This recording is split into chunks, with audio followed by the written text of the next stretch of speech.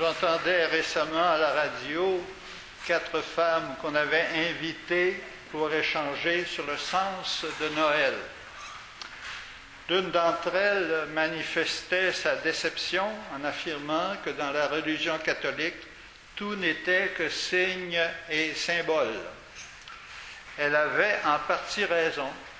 Si on pense à la croix, à l'eau bénite, au Saint-Crème, au pain et au vin de la messe, à la crèche, aux statues, vitraux, peintures, sculptures, et j'en oublie. Elle oubliait cet enseignement qu'on retrouve dans la parole de Dieu, contenue dans la Bible, une parole qui est chargée de messages pour nous. Elle oubliait également que les signes ou les symboles n'ont de valeur que s'ils expriment une appartenance, un sens à la vie, un modèle ou un engagement. Qu'est-ce qu'il y a de plus significatif qu'un drapeau? Et pourtant, c'est un ou quelques morceaux de tissu rassemblés, attachés à un poteau. Cela n'empêche pas qu'on en brûle, qu'on en piétine pour manifester sa haine envers un pays ou un dirigeant, ou encore on le porte fièrement. On suscite tout un mouvement de protestation quand on retire l'un ou l'autre d'une salle de conseil municipal. C'est donc le drapeau est encore un signe important. Quand un signe ne dit plus rien, il n'y a plus sa raison d'être. Une belle église qui ne rassemble plus de paroissiens n'est plus un signe vivant. Elle redevient un édifice qui peut servir à d'autres fins. Pour la 4e fois depuis le début de l'Avent, nous rappelons que l'heure est venue pour nous de donner un signe.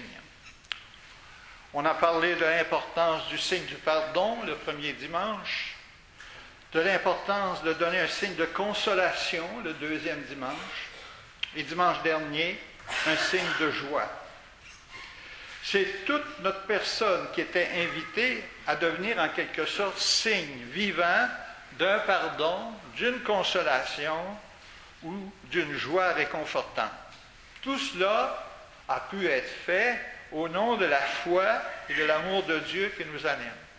Aujourd'hui, 4e dimanche, c'est-à-dire c'est un lieu, nous sommes invités à devenir une crèche vivante, c'est-à-dire un lieu que Dieu habite en permanence par son esprit. Et notre modèle de crèche vivante, c'est Marie, personnage central de la liturgie d'aujourd'hui, vers qui l'Évangile nous dirige. Marie qui accueille dans sa personne le Fils de Dieu, qu'elle portera pendant 9 mois, avant de le déposer dans une crèche le jour de sa naissance, pour qu'il devienne accessible à toute l'humanité, en commençant par les plus humbles du temps, les bergers de Bethléem. Dans la première lecture, on nous raconte que le roi David menait une vie heureuse à Jérusalem. Il vivait dans une maison de cèdre, certainement un grand luxe à l'époque. Alors que le signe le plus important de la présence de Dieu à ce moment-là était l'arche d'alliance qui était vénérée sous une tente. Profondément mal à l'aise devant cette situation, David eut l'intention de construire un temple splendide pour déposer l'arche d'alliance. Par la voix du prophète Nathan, le Seigneur lui fit comprendre qu'il était lui-même le signe le plus important de la présence de Dieu au milieu de son peuple. J'ai été avec toi dans tout ce que tu as fait. Je te ferai un nom aussi grand que celui des grands de la terre. Ta maison et ta royauté subsisteront toujours devant moi. David était un grand croyant. Il fut un roi célèbre dont on parle encore aujourd'hui. Mais c'était loin d'être un saint. Pourtant, Dieu n'a pas hésité à l'habiter de sa présence pour qu'il dirige son peuple. Et qu'on se souvienne de lui encore aujourd'hui. À sa manière, avec ses faiblesses et ses limites, David fut une crèche vivante, un porteur de Dieu.